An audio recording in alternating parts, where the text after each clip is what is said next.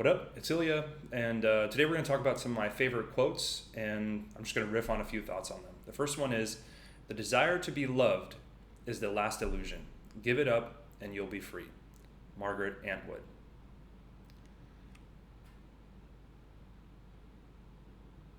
Why is the desire to be loved the last illusion?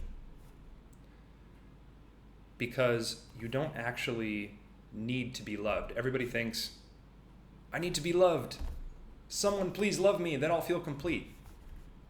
This desire to be loved is false, because what humans need, in the book Awareness by Anthony DeMello, who's an old preacher, I think he was a Jesuit preacher, he talks about how these desires, like to be loved and other kind of worldly desires, are actually illusions.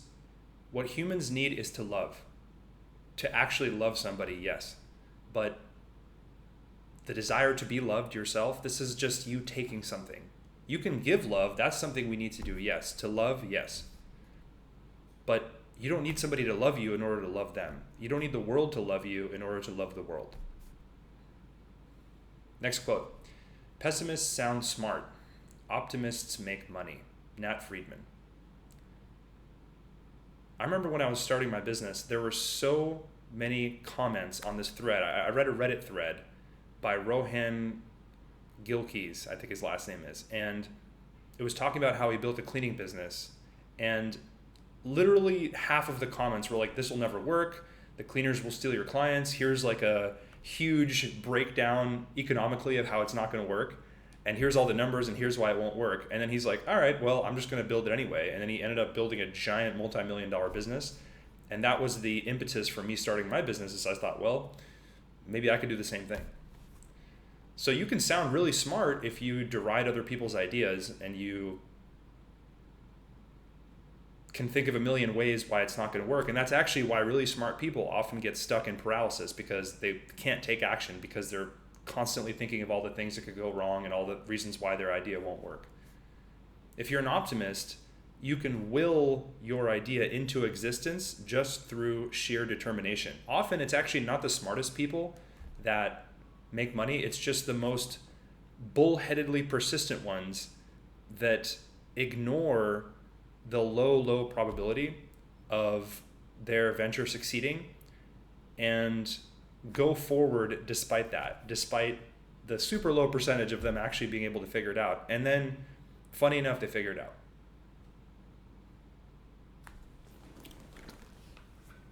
I have a nicotine pouch in my lip here, so that's why I'm kind of like spitting every now and then. Sorry if it's gross. Okay. Framing is everything.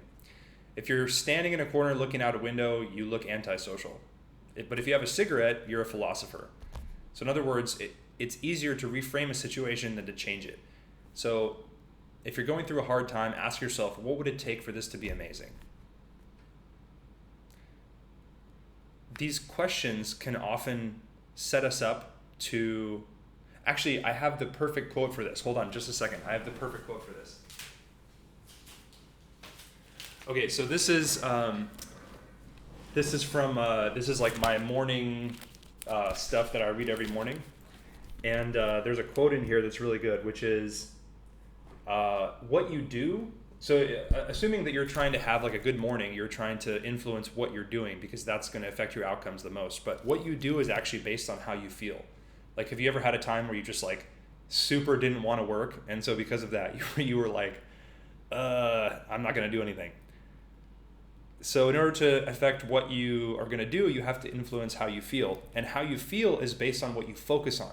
So like, have you ever seen that meme where it's like the two guys on the bus, and one of them has a view of the mountain that sucks and he's all sad, and the other one has a view of the beautiful scenery and he's like super happy? They're on the same bus, right? So that's kind of like life.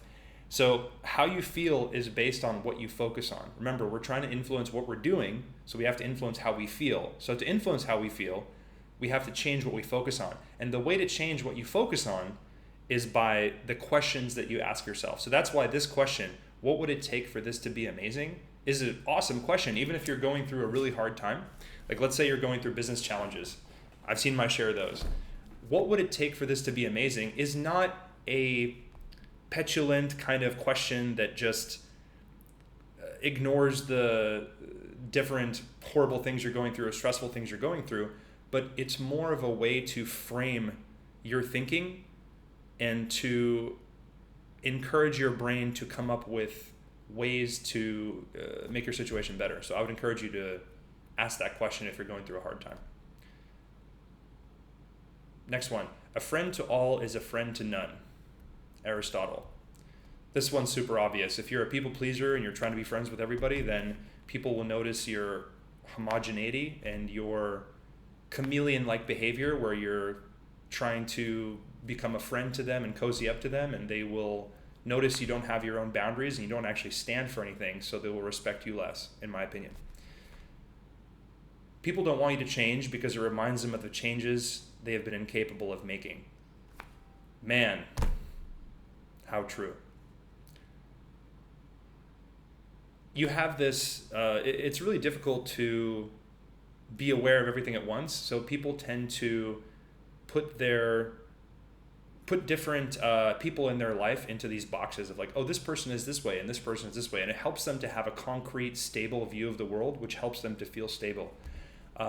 Constantly realizing that everyone's constantly changing and iterating, everything around you is constantly changing and iterating, can be very destabilizing. So sometimes people consciously, if they have your best intentions in mind or they're a good friend, they want you to be successful and change, but at the same time, they kind of don't subconsciously because, number one, it destabilizes them because they're like, I don't even know who this person is day by day. They're constantly changing.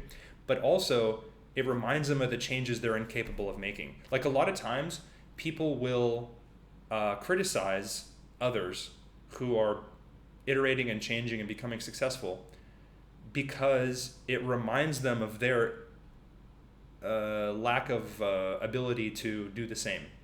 Because if they see you doing something that they deep down know they could do as well and they want to do, but they just can't, it reminds them that they suck.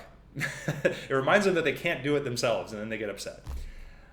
So try not to shove that in people's faces. If they ask you, you can tell them, but in general, if you feel somebody is not also changing and iterating, it's best to just present a superficial.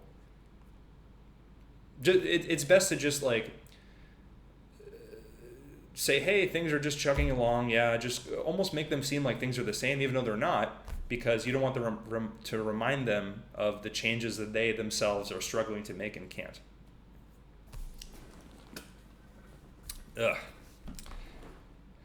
Being happy, by the way, the reason I'm spitting so much is because, I don't know if you know this, but with these nicotine pouches, if you swallow the saliva that accumulates in your mouth, it makes you super nauseous, at least for me, so I have to do the gross spitting thing.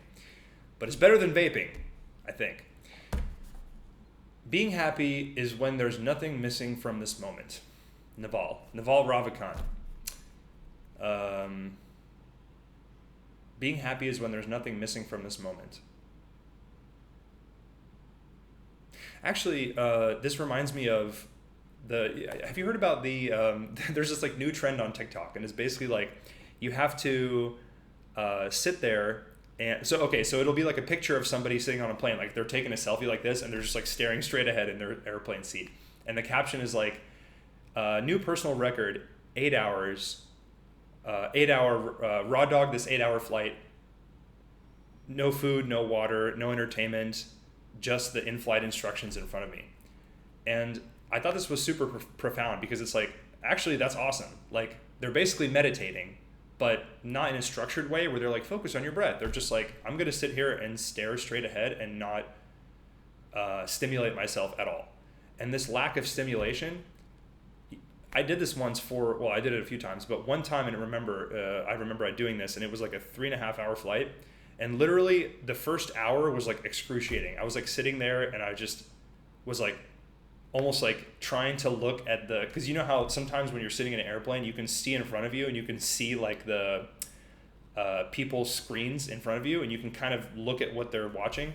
I noticed my eyes kept like darting over there, and I'd be like, what movie are they watching? Because I like super needed some stimulation, but I tried my best to just look straight ahead. The first hour was excruciating, and then the next 2.5 hours, I think it was like a 3.5 hour flight, were awesome. Like, I can't tell you, I've never felt such peace and happiness in my life, and I truly believe that like there's like nothing that's missing in my life right now, which was the best feeling ever. And I've never gotten that feeling from meditation. I've gotten a sense of calm, but I still felt like my ego was like trying not to think. Like I was like, in the back of my mind, I was like, I'm doing this so that I can become better in some way, right? Versus just doing nothing and not actually trying to focus on the breath, but literally just like letting thoughts come and go. I saw a video recently where some guy was like, doing this makes you feel like you're a mountain. I thought that was like a funny, he's like, I could just see him on the airplane like, I am the mountain. Everyone else, everything else in my life is like the birds flying by and like all this activity, and I am just the stable mountain observing all, which I thought was kind of cool.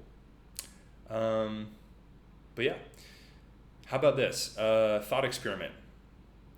Your future self is talking bad about you. What are they saying? That's kind of a cool thought experiment. It's like, wait, my future self is talking shit? What? Hold up. What are they saying? Kind of a cool thought experiment. Like, dude, wake up. Do the stuff you're supposed to do. Why are you wasting time? Like stuff like that. If you would persuade, appeal to interest, not reason. Ben Franklin. When you initially try to make an argument, you believe that it's based on like, oh, this is reason, so people should listen to reason, right? This is why this logically makes sense. But if you're trying to persuade someone, don't appeal to their reason, because you need to appeal to their interests. Like, what's something that would benefit them? Like, it doesn't matter. I remember a story about Dyson, where he initially invented his new technology for a bagless vacuum cleaner. And he tried to sell it to a company that was making $500 million a year selling bags for vacuums. And they like laughed him out of the room. Why? Because a man will try very hard not to understand something when not understanding it benefits him. Or in other words, his salary depends on him not understanding it. Next one. One man's cruelty is another man's pragmatism. If you're a psychopath and you run a business, people may see your actions as cruel, but in reality, they're just pragmatic. Like you fire 10,000 people on a Zoom call, like that one CEO did last year. And everybody was like, how could he do this? But like to him, he's just like, yeah, we're saving a ton of money. This is great. Worrying doesn't take away tomorrow's problems. It takes away today's peace. That's kind of a superficial one, but it is true. I mean, when has worrying ever helped you? Actually, maybe it has helped you, ironically, because it helped you think of a solution. But for me, like 9 times out of 10, it doesn't. Winston Churchill, he's a sheep in sheep's clothing. Anyway, this is going to be a short video because I notice it's already like 15 gigabytes on my hard drive, so maybe I won't go too much, but I'll make another video. Also, I don't want to go through all my quotes in one video, so yeah, that's it for now. Let me know what you think, and yeah, I can make some more videos like this.